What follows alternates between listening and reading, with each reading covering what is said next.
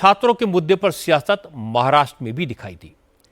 आदिवासी छात्रों के मुद्दे पर राहुल गांधी ने देवेंद्र फडणवीस की सरकार को घेरने की कोशिश की थी, लेकिन यह दांव उल्टा पड़ गया, क्योंकि पुणे में राहुल गांधी ने जिन स्कूलों का हवाला देकर आदिवासी छात्रों का मुद्दा उठाया था, वो दोनों इंस्टीट्यूट कांग्रेस के नेताओं के निकले।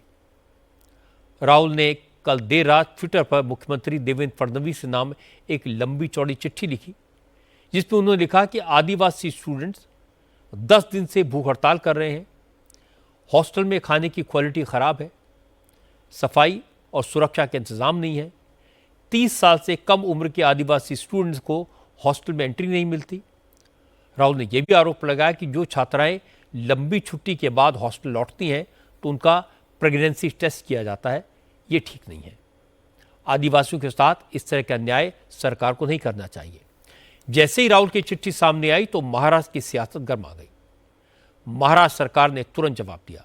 फडणवीस की सरकार में tribal development minister Ashok Uikey ने कहा कि राहुल गांधी खुद होमवर्क नहीं करते, सिर्फ झूठ का मंच सजाते हैं, मजमा जमाते हैं। अशोक उइके ने कहा कि जब कांग्रेस के नेताओं ने पुणे में राहुल का प्रोग्राम करवाया, उससे पहले आदिवासी छात्रों का आंदोलन खत्म हो चुका था, सरकार छात्रों की समस्याओं का समाधान कर चुकी थी, लेकिन कांग्रेस के नेताओं ने ये बात शायद राहुल गांधी को नहीं बताई। अशोक उइके ने कहा कि छात्राओं के प्रेगनेंसी टेस्ट की बात पूरी तरह से झूठी है, इसमें कोई सच्चाई नहीं है। लंबे समय तक छुट्टी पर रहने वाली छात्राओं का मेडिकल टेस्ट होता है, लेकिन उसमें प्रेगनेंसी टेस्ट नहीं किया जाता। हॉस्टल में प्रवेश लेने के लिए 14 अगस्त 2026 को प्रवेश लेने के लिए जो आचार संहिता बनाने का जो जेआर निकला था, प्रवेश की मर्यादा 30 उम्र थी, वो शिथिल कर दी।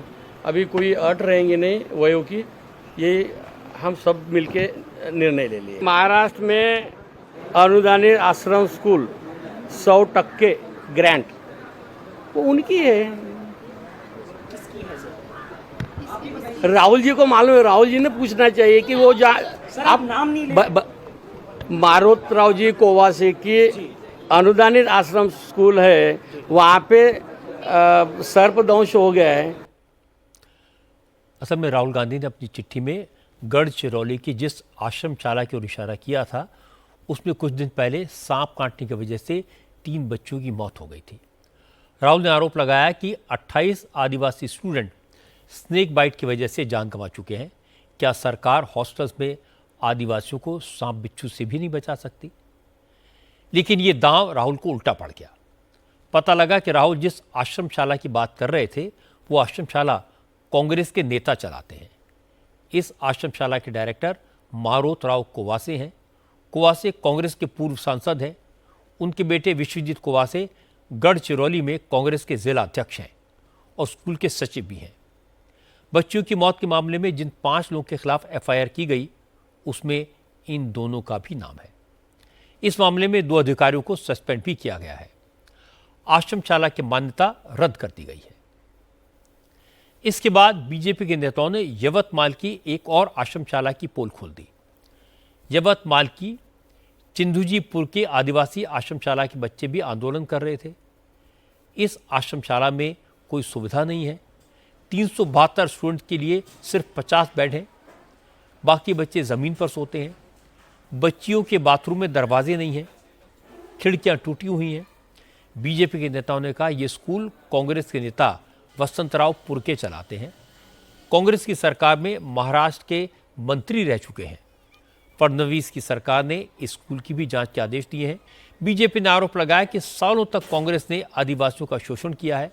अब बीजेपी आदिवासी आश्रमशालाओं की हालत सुधार रही है तो राहुल ड्रामा कर रहे हैं। मजे की बात है कि वसंतराव पुरके ने भी मान लिया कि उनके स्कूल में बेड्स की कमी है, सुविधाओं की कमी है।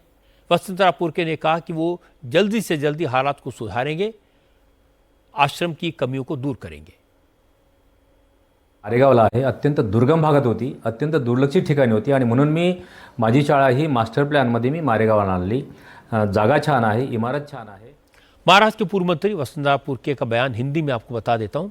वत्सनापुर के कह रहे हैं आश्रमशाला में बेड्स की कमी है, लेकिन ये कमी वो 15-20 दिन में पूरी कर देंगे। दूसरी जो खामियां उन्हें भी जल्दी दूर कर दिया जाएगा।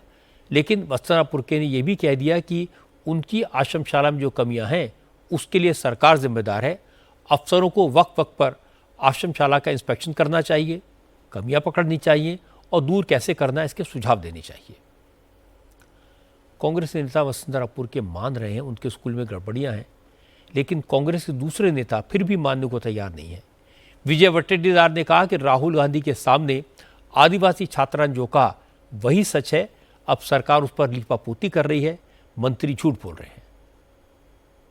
10 बार नहीं 100 बार कहूंगा ये सच है। उस बच्ची ने वहां स्टेज पर आकर ये बात कही, तो क्या आप आदिवासी बच्चे झूठ बोल रहे हैं? आज 40-50 हजार युवा के सामने पूरा हिंदुस्तान देख रहा था उनका स्टेटमेंट, तो सबके सामने, पूरे हिंदुस्तान के सामने वो बच्ची झूठ बोल रही और ये मंत्री सच बोल रहा है। ये क्या है? झूठों के दरबार में रह के ये कभी सच बोलेंगे? जो जुमलों के दरबार में रहता है बटा, वो मंत्री सच बोलेंगे? ये सच्चाई है।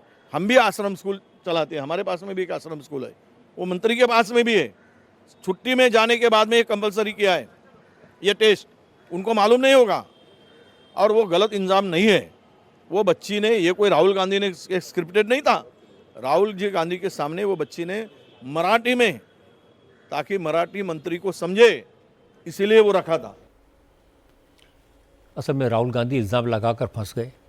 जिन आदिवासी स्कूलों पर राहुल गांधी ने खराब खाना देने, सफाई ना कराने, सिक्योरिटी ना होने, सांप काटने के आरोप लगाए थे, वो स्कूल कांग्रेस के नेताओं के निकले और इन नेताओं के लिए जवाब देना मुश्किल हो गया और देवेंद्र फडणवीस ने इस बात को पकड़ लिया।